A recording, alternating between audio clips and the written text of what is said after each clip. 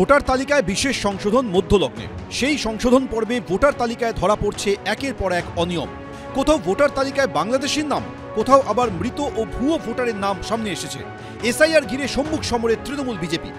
SIR স্থগিতের আবেদন জানিয়ে মুখ্য নির্বাচন কমিশনারকে বৃহস্পতিবার চিঠি দিয়েছিলেন মুখ্যমন্ত্রী মমতা বন্দ্যোপাধ্যায়। তার কয়েক ঘন্টার মধ্যে এসআইআর চালিয়ে যাওয়ার দাবিতে নির্বাচন কমিশনকে পাল্টা চিঠি দিয়েছেন বিরোধী দলনেতা শুভেন্দু অধিকারী।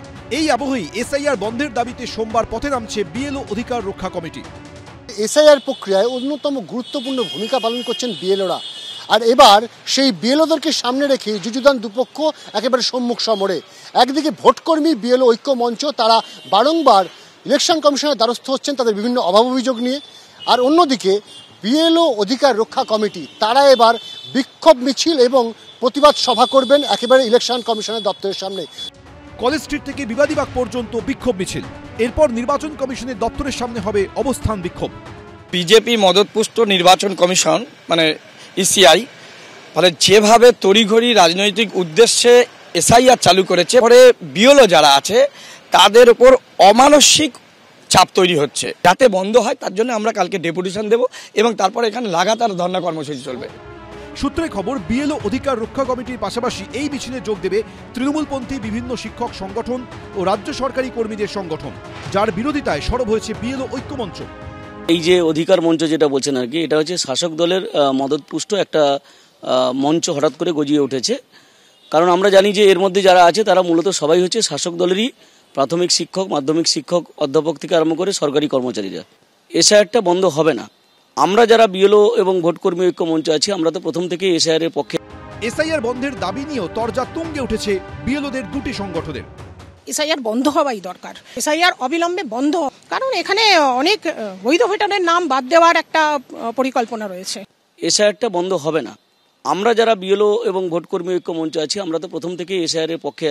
বিএলওদের তো এই অধিকারের মধ্যে পড়ে না যে এসআইআরটা বন্ধ করে দাও। এই ইস্যুকে হাতিয়ার করে তুঙ্গে উঠেছে রাজনৈতিক তরজা। তৃণমূলের বিরুদ্ধে সুর চড়িয়েছে বিরোধীরা। এসআইআর তো প্রায় হয়েই এলো, অতএব যারা চাপ বলে দেখানোর চেষ্টা করছে, ওই রাজনৈতিক যে আন্দোলন, ওই আন্দোলনে বিএলওরা যুক্ত না হন। আপনাদের দায়িত্ব যেটা আছে সেটা পালন করুন, এটাই আমরা চাইব। পাল্টা জবাব দিয়েছে তৃণমূল। সমস্যাটা তো তাদের হচ্ছে। এবার তারা কেউ শিক্ষক, কেউ মানে শিক্ষা জগতে আছেন, কেউ একটা কোনো কাজ করছেন ঘুরে ফিরে সরকারি তারা। এবার তারা যে সমস্যাটা করছেন তাদের যন্ত্রণা তো তারাই বুঝবেন। সব মিলিয়ে এসআইআর ইস্যুতে উত্তাপ ক্রমেই চড়ছে এ রাজ্যে। অনির্বাণ বিশ্বাস, দীপক ঘোষ, রঞ্জিত সাউ, এবিপি আনন্দ। এসআইআর চলাকালীন গত কয়েকদিনে বাংলাদেশে ফিরে যাওয়ার ঢল নেমেছে। এদের অনেকেই এদেশে ঢুকে আধার কার্ড, ভোটার কার্ডের মতো জাল নথিও বানিয়ে নিয়েছিলেন। গত কয়েক মাসে রাজ্যের বিভিন্ন জায়গা থেকে জাল নথি তৈরির একাধিক চক্রের পর্দা ফাঁস হয়েছে। এই আবহে এবার খাস সল্টলেকের মতো জায়গা থেকে উদ্ধার হলো ভিন রাজ্যের 6টি আধার কার্ড। একেবারে ফুটপাতে পড়ে রয়েছে, যার কোনোটায় রয়েছে মহারাষ্ট্রের ঠিকানা, তো কোনোটায় রাজস্থান বা উত্তরপ্রদেশের। যারা স্থানীয় বাসিন্দা এবং যারা মর্নিং ওয়াক করতে এখানে আসেন তারাই কিন্তু প্রথম দেখতে পান এবং তারপরে এলাকায় একটা চাঞ্চল্যের পরিস্থিতি তৈরি হয়। আমি সকালবেলা হাঁটতে গিয়ে দেখি এখানে কতগুলো আধার কার্ড পড়ে রয়েছে। তো আধার কার্ড পড়ে আছে, দেখি যে স্বাভাবিক ব্যাপার, আধার কার্ড হঠাৎ এখানে কি করে, কখনো তো দেখিনি, শুনেছি আধার কার্ড এদিক ওদিক পড়ে থাকে। তো রাস্তার উপরে একটা দুটো না, একাধিক, হ্যাঁ 8-9টা তো হবেই। তো একদম ল্যামিনেটেড আধার কার্ড, মানে এগুলো প্রপার ল্যামিনেটেড করা, আর এখানে পড়ে রয়েছে। তো তখন আমি তো প্রথম রিয়াকশন হলো যে আমি বিধাননগর পুলিশকে ফোন করি। তো আমি পুলিশকে ফোন করলাম বিধাননগর নর্থ। তো নর্থ বললেন যে আমি লোক পাঠাচ্ছি। সল্টলেকের ফুটপাত থেকে আধার কার্ডগুলি উদ্ধার হওয়ার পর 3টি আধার কার্ডে থাকা ফোন নম্বরে যোগাযোগ করে এবিপি আনন্দ। তাদের কেউ দাবি করেন তার আধার কার্ড তার নিজের কাছেই রয়েছে, কারো আবার দাবি কোনোদিন কলকাতাতেই আসেননি। मुकेश जी, एक चीज आप बताइए कि आपका एक आधार कार्ड मिला है कोलकाता का रास्ता से। आपका नाम, पूरा नाम क्या है? मुकेश जोशी? नहीं, मुकेश कुमार शर्मा। लेकिन ये जो मोबाइल नंबर दिया हुआ है, आपका नंबर दिया हुआ है, आपका पिताजी का नाम मोहन है? नहीं, रघुनाथ जी। आधार नंबर जो है जो दिया गया है एक तो नंबर, ये वाला नंबर क्या आपका? नहीं, ये भी नहीं।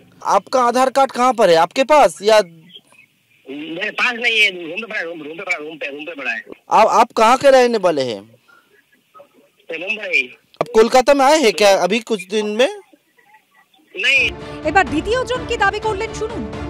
प्रदीप जी, मैं कोलकाता से बात कर रहा हूँ।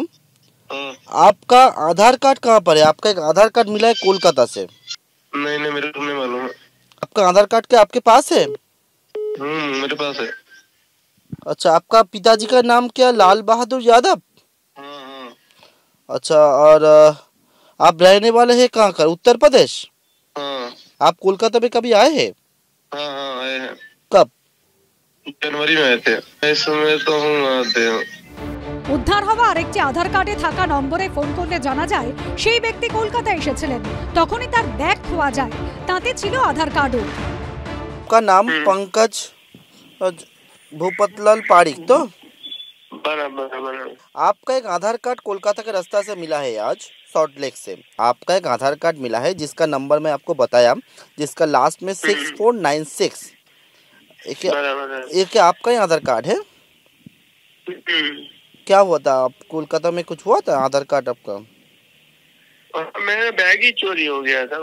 এখন প্রশ্ন উঠছে, ফুটপাতে একসঙ্গে এতগুলো ভিন রাজ্যের আধার কার্ড এলো কোথা থেকে? কারা ফেলে গেল? কি উদ্দেশ্যে আধার কার্ডগুলি রাখা হয়েছিল? গোটা বিষয়টি তদন্ত করছে পুলিশ। আবির দত্ত, পার্থপ্রতিম ঘোষ, রঞ্জিত সাউয়ের রিপোর্ট, এবিপি আনন্দ, কলকাতা। এবিপি আনন্দ, এগিয়ে থাকে, এগিয়ে রাখে।